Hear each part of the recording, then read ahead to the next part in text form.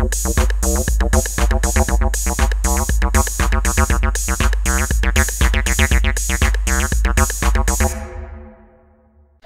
Blender Stack Exchange a été posée la question de savoir comment faire cet objet, ou du moins un objet proche de celui-là. Moi je l'ai simplifié et ça me semblait intéressant parce qu'en fait on fait appel à plusieurs outils de Blender. Alors il y a sans doute moyen de s'y prendre différemment, mais moi je me suis pris de la manière suivante. Alors je vais commencer par créer un mesh torus, et ce torus je vais lui donner 20 major segments et 10 minor segments. Donc il me faut une quantité de major segments qui soit multiple de 5, puisque il faudra que mon torus, quand il sera, en ce qui concerne le torus horizontal, il faudra qu'il puisse coïncider avec les 5 torus verticaux que je vais créer. Donc ensuite je rentre en mode edit, je fais une rotation sur X à 90 degrés, je vais me mettre en vue de face, je vais faire Alt Z pour voir en transparence, et je me mets en sélection de vertices, je sélectionne toute la partie droite et je fais X delete vertices, et je me retrouve avec un demi-torus. Donc alors maintenant ce qu'il faut, c'est que je lui fasse faire une rotation et une duplication avec 5 itérations.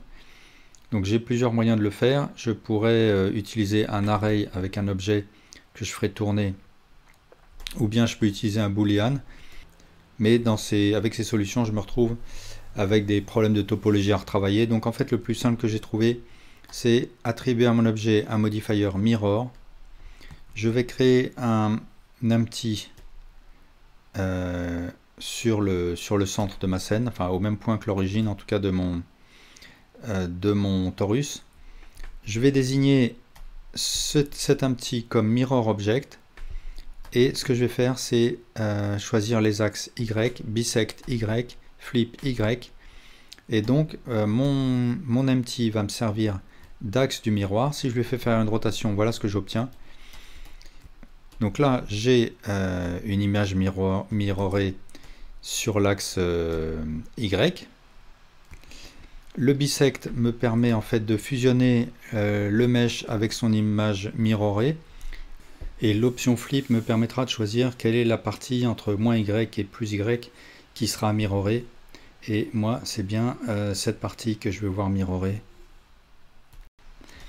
Donc moi ce que je veux, c'est une rotation à 72 degrés. Donc il faut que mon axe de mirror fasse une rotation sur Z de moins 36 degrés. Donc je vais le rentrer ici dans le panneau N, moins 36 sur Z.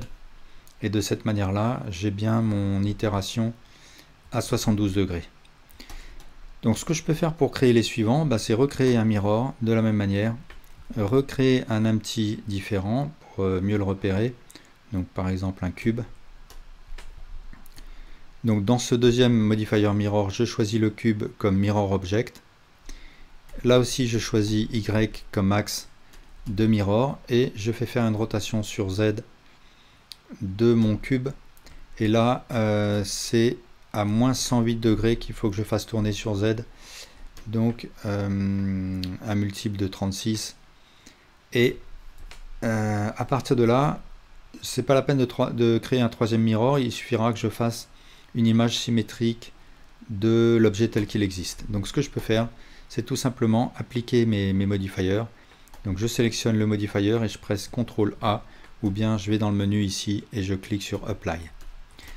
Donc là je peux supprimer mes empty, je peux vérifier la topologie, et ce que je vois, c'est que les vertices ont correctement fusionné. Et là maintenant ce que je peux faire, c'est une symétrie sur l'axe Y, de manière à obtenir la 5e branche. Donc je vais dans Mesh et je choisis Symmetrize, et je choisis de plus Y à moins Y. Et voilà, j'ai mes 5 branches. Donc là, est-ce que j'ai des retouches à faire? J'ai peut-être des petites retouches sur ces vertices là. Donc ce que je vais faire, c'est tout simplement un M merge by distance, et là en augmentant un tout petit peu la valeur de merge, ça me permet de supprimer les vertices qui se touchent trop. Et ici je vais aussi alors je vais le faire sur un seul de mes segments. Ce que je vais faire, c'est une rotation à 90 degrés, ou plutôt à moins 90 degrés. Et mes retouches, je vais les faire que sur ce segment-là, parce que c'est celui-là ensuite que je vais dupliquer. Et ici, je vais faire une jonction. Donc je sélectionne ces vertices, celui-là en dernier, et je fais M, Merge at Last. Et là, de la même manière, je sélectionne ces vertices, celui-là en dernier, je fais Merge at Last. Je peux faire pareil en bas, ou bien tout simplement tout sélectionner et faire un mesh Symmetrize de plus Z à moins Z. Donc, à partir de là, ma topologie est correcte. Et ce que je vais faire, c'est créer mon torus horizontal. Donc, Shift A, Mesh, Torus. Et je vais lui attribuer un Boolean avec mon premier objet comme objet de Boolean. Et là, je choisis l'option Union. Et je peux faire un Apply. Je peux supprimer mon premier objet. Et là, je me retrouve avec mes torus qui ont fusionné. Et maintenant, ce qu'il faut que je fasse, c'est que en mode objet, je fasse un clic droit Shade Smooth et un CTRL 2 de manière à attribuer à mon objet un Subdivision Surface, un modifier Subdivision Surface, et je regarde ce que donne mon objet. Donc là, je peux voir qu'il y a des arrondis qui sont un peu forts, donc ce que je veux, c'est marquer ces arêtes, et puis aussi là, des artefacts, une topologie qui n'est pas très belle, donc il faut que j'arrange ça.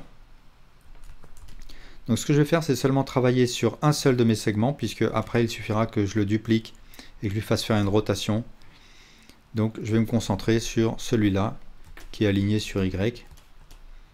Et ce que je vais commencer par faire, alors je vais retirer mon Shade Smooth et je vais sélectionner, alors là, si j'essaye de sélectionner un Edge Loop, il y a un problème.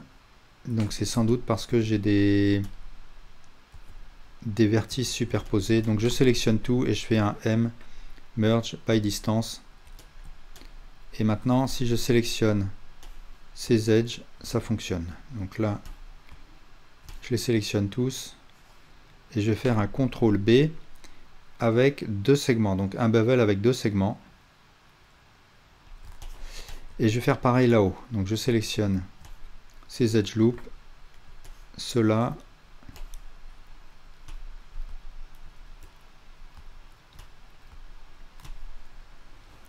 et je fais CTRL B, voilà.